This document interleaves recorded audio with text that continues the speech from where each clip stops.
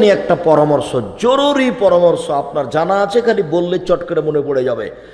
একদল ইহুদি এসে আল্লাহর নবীকে বলল, আসসালামু আলাইকুম, আপনার মরণ হোক। তখন আমাদের নবী বললেন, ওয়ালাইকুম, তোমাদেরও হোক। বহুবচন শব্দ, ওরা কয়েকজন ছিল, তো ওরা এসে বলছে আসসালামু আলাইকুম, আপনার মরণ হোক, বহুবচন ব্যবহার করা হয়েছে। তখন আল্লাহ নবী বলছেন, ওয়ালাইকুম, তোমাদেরও হোক। কথা কিন্তু শেষ। এখন আয়েশা রাদিয়াল্লাহু তাআলা আনহা আল্লাহ রাসূলের কথাটা শুনতে পাননি, উনি আর একটু পিছনে ছিলেন। উনি একবার খেপে গিয়ে বলছেন, মহিলা মানুষ তো, আসসালামু আলাইকুম, লানাতু আলাইকুম, গাযাবু আলাইকুম, মরণ তোমাদের হোক, তোমাদের উপর অভিশাপ হোক, তোমাদের উপর গজব নাযিল হোক।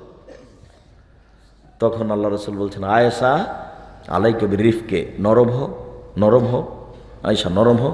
ইয়ে কলন ফল ফোসা, কঠোর ভাষা ব্যবহার করো না, কঠোরতা করো না। নরমে যা পাওয়া যায়, কঠোরতায় তা পাওয়া যায় না। এইখানে বুখারী মুসলিমের হাদিসে যেটা বলতে চেয়েছি, যে আয়েশা পৃথিবীতে সবচেয়ে দামি মহিলা, এরপর রাসূল তাকে কি দিচ্ছেন? উপদেশ দিচ্ছেন। তা আপনার স্ত্রীকে আয়েশার চেয়ে দামি?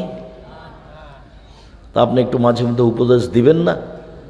দেওয়া উচিত। আপনার স্ত্রীর সাথে কথা শেষ করলাম, আপনার মেয়ে, ওই যে আয়েশা রাদিয়াল্লাহু তাআলা আনহার হার হারিয়ে গেছে, খুঁজে পায় না।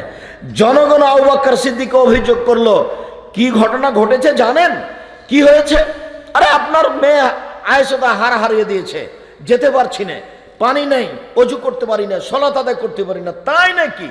এই কথা শুনে একবারে খেপে মেয়ের কোমরের উপরে এসে মারলেন কয়েকটা কিল। ওই সময়তে মেয়ের উরু রানের উপরে মাথা দিয়ে ঘুমিয়েছিলেন জামাই, সবচেয়ে বড় মানুষে মারলেন। নবী রাসূল ব্যতীত পৃথিবীতে সবচেয়ে বড় মানুষকে? আবু বকর সিদ্দিক রাদিয়াল্লাহু আনহু। মেরে দিলেন মেয়েকে। পৃথিবীতে সবচেয়ে দামি মহিলাকে মারলেন, আয়েশাকে মারলেন। পৃথিবীর সবচেয়ে দামি মানুষের সামনে মারলেন। কার সামনে মারলেন? মুহাম্মদ সাল্লাল্লাহু আলাইহি সাল্লামের সামনে মারলেন। শুধু সামনে নয়, আমাদের দেশে ওই পরিবেশে শ্বশুর মেয়ের, বাপ মেয়ের কাছে যাবে না। বুঝাতে পারলাম না কোন পরিবেশ। মানে মেয়ের উরু রানের উপরে মাথা দিয়ে ঘুমিয়ে আছে জামাই।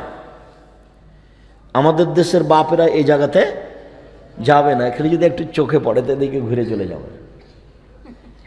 সেইখানে বাপ গিয়ে ওই অবস্থাতে একবারে কয়েক কিল। পৃথিবীর সবচেয়ে দামি মহিলা, পৃথিবীর সবচেয়ে দামি, এত বড় দামি মহিলা কিয়ামত পর্যন্ত কে জন্ম নেবে না, অতীতে কেউ নেয়নি।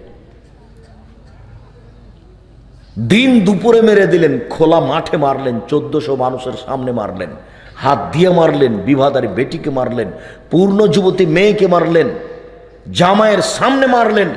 এত বড় বাপে এত বড় বেটিকে এত বড় মানুষের সামনে মেরে দিলেন। আর আমার মেয়েটা ক্লাস 10-এ পড়ে, মাথায় কাপড় দেয় না, আমি তাকে একটা ধমকও দিতে পারি না। আমি আবার বাপ, আমার মতো কাপুরুষ বাপ মাটির উপরে থাকার চেয়ে নিচে থাকাই ভালো। কেন? এদের সংসার চলবে না, এ সংসারের কোনো যোগ্যতা রাখে না। মনে রাখবেন, বেটি কোনোদিন বাপের কাছে বড় হয় না। দেখেছেন কিভাবে এসে মেরে দিলেন জামাইয়ের সামনে। আর একদিনের ঘটনা আছে, বুখারীর হাদিস, মানে স্বামী স্ত্রীর মধ্যে আল্লাহ রাসূলের সাথে আয়েশার কথা কাটাকাটি চলছে। তখন ঢুকে গেছেন ভিতরে আবু বকর সিদ্দিক, যে হাতটা ভেবে উঠিয়ে মেয়েকে মারবেন সেই জন্য গেছেন। তখন আল্লাহ রাসূল বলছেন, না না, আমাদের মাঝে কিছু হয়নি, আমাদের মাঝে কিছু হয়নি। তো আবু বকর সিদ্দিকেরা বের হয়ে চলে গেলেন। তখন আল্লাহ রাসূল বলছেন আয়েশাকে, দেখলে আমি তোমাকে কিভাবে বাঁচালাম? আজকে তোমার হতো একটা কিছু। তো মেয়েকে সংশোধন করবে বাপ, ছেলেকে সংশোধন করবে বাপ। সম্মানিত দিনী ভাই বোন, আমি আপনাদেরকে আন্তরিকভাবে অনুরোধ জানাচ্ছি, পরিবারের উপরে কঠোর হন। আর রাতে উঠে 2 রাকাত সালাত আদায় করে পরিবারের জন্য আল্লাহর কাছে দোয়া করেন। ওর কাছে বেশি চাইলে খুশি হয়, আর কিছু পাওয়া যায়। আর কিছু না চাইলে খুব রাগ করেন, যে আমার কাছে চাও না কেন। রাগ চাইলেই খুশি, আর মানুষের স্বাভাবিক গতি চাইলে মন খারাপ করে। আর ওখানে যত চাইবেন তত খুশি।